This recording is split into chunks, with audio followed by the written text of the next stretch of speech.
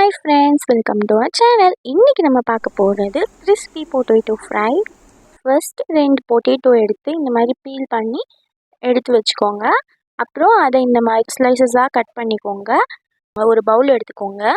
அதில் 3/4 கப் மைதா மாவு, 1/4 cup cornflour மாவு, 1/4 டேபிள் ஸ்பூன் சோடா மாவு போட்டுட்டு 1 டீஸ்பூன் இஞ்சி பூண்டு பேஸ்ட், 1 டீஸ்பூன் மிளகுத்தூள், 1 டீஸ்பூன் மிளகாய் தூள் எல்லாம் போட்டு மிக்ஸ் பண்ணிக்கோங்க.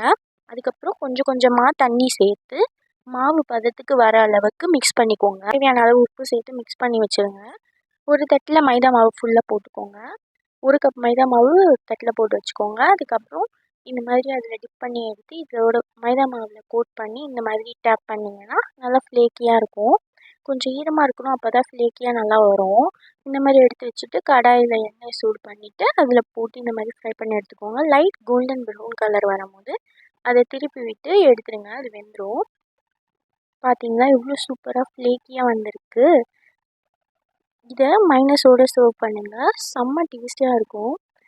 மைனஸோட ரெசிபி நெக்ஸ்ட் வீடியோவில் போடுறேன். மறக்காமல் லைக் பண்ணுங்கள், ஷேர் பண்ணுங்கள், சப்ஸ்கிரைப் பண்ணுங்கள், பெல் ஐக்கானை கிளிக் பண்ண மறந்துடாதீங்க. டாடா பாய்.